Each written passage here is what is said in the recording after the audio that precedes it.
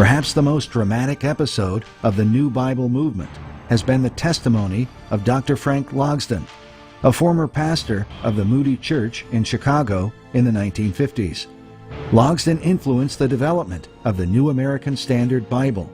He had advised his friend Dewey Lockman in pursuing the translation, but came to regret it later on.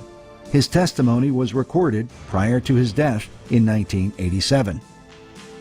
We started on a feasibility report, and I encouraged him to go ahead with it. I'm afraid I'm in trouble with the Lord. I encouraged him to go ahead with it.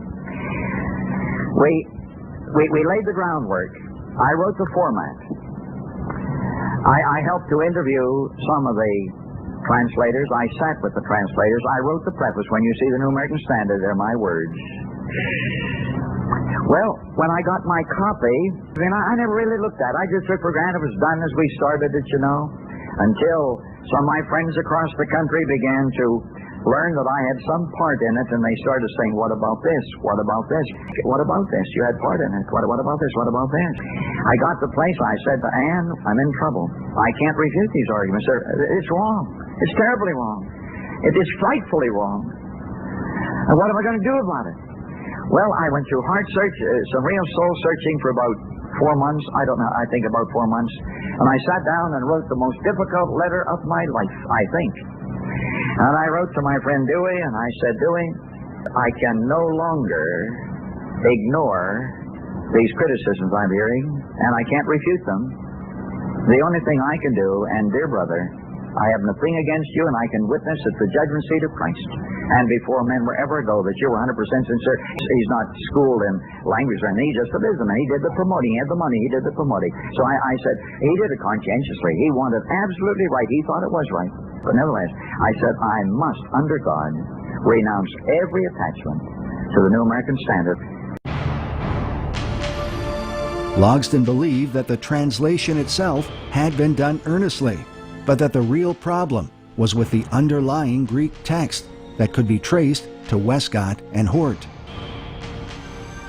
Well, up till that time, I thought the Westcott and Hort was the text. You're intelligent if you believe in the Westcott and Hort. Some of the finest people in the world believe in that Greek text. They're the finest leaders we have today. You'd be surprised. If I told you, you wouldn't believe it. They haven't gone into it just as I hadn't gone into it, just taking for granted. Yet Logsdon learned of the secrecy practiced by Westcott and Hort and their duplicity in replacing the received text with a text of their own. And they had those men pledge themselves to secrecy, that they wouldn't tell anybody about the text they were using until after the book was out. Afraid, I guess, that they would be curbed, that the King of England or somebody would prevent them. Twice British royalty refused to have anything to do with the 1881 revision. But at any rate, it was deception, you see, to begin with. Their own text hadn't even been published yet, hadn't stood the scrutiny of the public. So the 1881 was built upon that. Logsdon went on to express his confidence in the scholarship and faith of the translators behind the authorized version. There are places where I believe the Spirit of God led the translators of the authorized version. And you read their biographies. They were mighty men of God, spent as much as 5 hours a day in prayer, and some of them knew 20-some languages. And as before modernism filled the air, and before their attention was diverted by so many other things, television and so on, they were men of God. Perhaps most disturbing, Logsdon believed that the members of the Jesuit order had been working to undermine the received text from the beginning. He even went so far as to state that this was one of the primary reasons the company had been founded by Ignatius Loyola.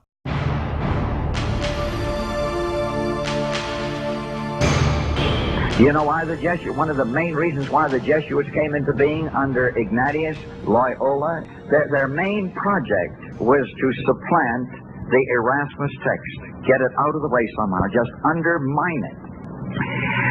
They said, in order to supplant the Erasmus text, we'll put our men in Protestant, send them to Protestant seminaries, Protestant Bible schools.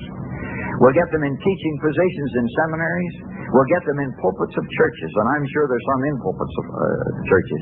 To do what? The whole aim around the world is to destroy the Erasmus text, and this, of course, the Authorized Version came, the Erasmus text.